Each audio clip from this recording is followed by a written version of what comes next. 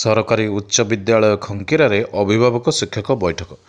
ଢେଙ୍କାନାଳ ଶିକ୍ଷା ଜିଲ୍ଲା ଅନ୍ତର୍ଗତ ଖଙ୍କିରା ସରକାରୀ ଉଚ୍ଚ ବିଦ୍ୟାଳୟ ପରିସରରେ ଚତୁର୍ଥ ଅଭିଭାବକ ଶିକ୍ଷକ ତଥା ବିଦ୍ୟାଳୟ ପରିଚାଳନା କମିଟି ବୈଠକ ଅନୁଷ୍ଠିତ ହୋଇଯାଇଛି।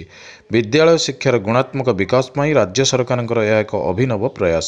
ଏହି ବୈଠକରେ ପ୍ରଧାନ ଶିକ୍ଷୟିତ୍ରୀ ସୁମତି ନାୟକ, ଲାଉଲେଇ କ୍ଲଷ୍ଟର ଅଧିକାରୀ ବୈକୁଣ୍ଠ ସେଠୀ, ଶିକ୍ଷକ ଶିବଶଙ୍କର ଜେନା, ପୀତାମ୍ବର ଦଳେଇ, ଶିକ୍ଷୟିତ୍ରୀ ଅଞ୍ଜଳି ବ୍ରହ୍ମ, ସୁମିତ୍ରା ରାଉଳ, ସଂଘମିତ୍ରା ସାମଲ, ଆହୁତି ପଣ୍ଡିତ, ଇପ୍ସିତା ସାହୁ ସମେତ ବିଦ୍ୟାଳୟ ପରିଚାଳନା ସଭାପତି ଗୋବିନ୍ଦ ଚନ୍ଦ୍ର ବିଶ୍ୱାଳ ଓ ବହୁ ଅଭିଭାବକ ଯୋଗଦାନ କରିଥିଲେ।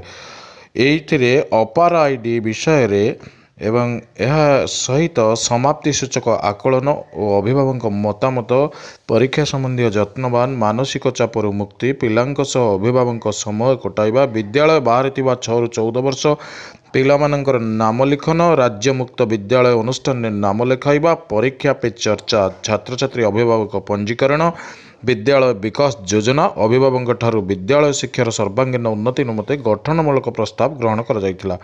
ବିଦ୍ୟାଳୟରେ 2ଟି ପିଅନ ପଦବୀ ଓ କିରାନୀ ପଦବୀ ସହିତ ପ୍ରାଥମିକ ଶିକ୍ଷକ ପଦବୀ ଏବଂ ନବମ ଦଶମ ଶ୍ରେଣୀ ପିଲାଙ୍କୁ କେବେ ଡ୍ରେସ୍ ମିଳିବ ବୋଲି ସମାଜସେବୀ ଅଶୋକପତି ଆଲୋଚନା କରାଇଥିଲେ ଏବଂ ଏଥିପାଇଁ ବିହିତ ପଦକ୍ଷେପ ଗ୍ରହଣ କରାଯିବ ବୋଲି ବ୍ୟବସ୍ଥା କରାଯାଇଥିଲା।